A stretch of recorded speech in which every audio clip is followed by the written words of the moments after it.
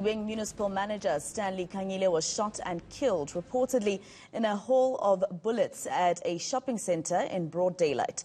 So, was it a hit? Let's look at the circumstances. Before joining the Sedibeng municipality, Khanyile was head of the Eastern Cape Social Development Department.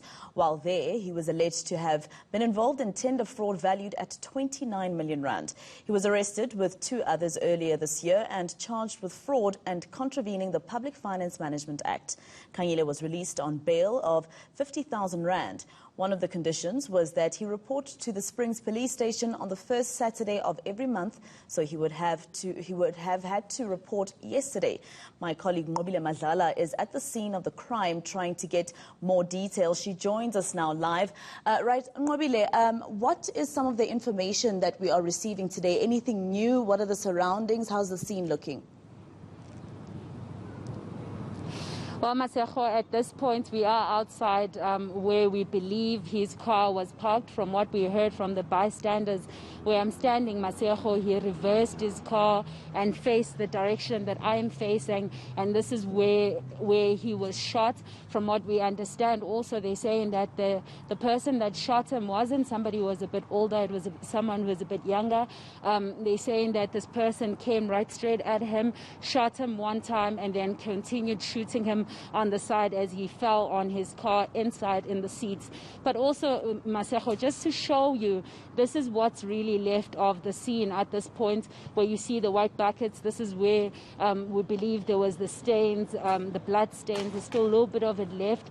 But from the bystanders, just saying that it was such an emotional time for the family. They're saying that at the point when the first shot, they heard the first shot, everybody was a bit worried as to where it was coming from. But he was the only one parked where we were standing, and that's when everything carried on, and they only came to the scene afterwards. And they were also just saying that it was weird that normally there's usually police presence around this area, because there has been incidents that are similar to this, but not necessarily that end in death. But at that point, they had no police presence around, and it took the police quite a long time to get to where the incident had occurred. But they were saying that also that the people that came here at first were the people that attended to him, and then the police came probably about 30 minutes after that, and the family came in, just saying that it was very, very emotional, and seeing the family just crying and also just obviously consoling each other, and all that was happening, saying that it was an emotional time. But also the people that were here that were buying around in the square also just were worried and started driving out, because it was something that they were not obviously expecting to happen. When you look at your surroundings, Nqobile, is there anything around there that tells you that this was a hit, or possibly maybe some kind of mistaken identity, maybe taxis around there? Because in South Africa we do have problems with taxi wars, for instance. Do witnesses say that it seemed like the people were going for him? Or rather, when you look around there, is there anything that tells you that this could have been a mistaken identity, possibly? Well, Masego, from what I have heard from the bystanders, they're saying to me that basically it looked like something that was planned, because the escape car was parked in a way that it was easier for them to drive out and basically just get away.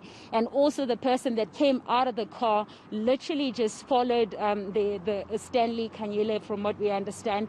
He followed him straight into the car, and it seems he was unaware of this person that was following him, because as he was reverse parking, he didn't notice this individual that was coming at him. And they're saying that from what they saw, the individual came directly at his window, and his window was already open. So it seems like he was unaware of what was happening, but this individual already knew who this person might be, and they came in, and that's when they started shooting at him. And from that first bullet, to what we understand, was 6 bullets based on what the police have said it was. So they're saying that they saw this, and once the person was done, they then left. also, Masego, just going as far as saying that if you were here, you wouldn't have thought that the person that shot him was the person that shot him, because he didn't even look like he was scared or he had done something wrong. In fact, they're saying the way that he ran away looked like somebody who was prepared and somebody who came, did what they did, and was ready to go. Have we heard anything else from police? I mean, this is a person who was supposed to be reporting to the police station every Saturday regarding some tender fraud worth multi-million of rands. Have we heard anything from the police yet, maybe in terms of whether he did manage to go to the police station yesterday and what happened while he was there to report?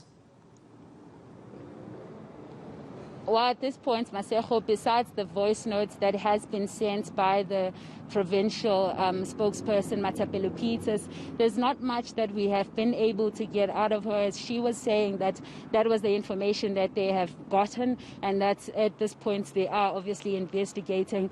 We have also reached out to the Hawks, and the Hawks are also did say that at this point nothing has come from their side. From what they understand, this is still being investigated by the provincial unit in the province. So it seems at this point it is with the police, and from what we understand at this point they are still investigating, and will obviously get the information as it comes. Well, thank you very much. Let me let you go now. That was Nqobile Madlala, eNCA reporter, coming to us live now. She was coming to us live from the Sedibeng section, of course, talking about Stanley Khanyile's murder yesterday.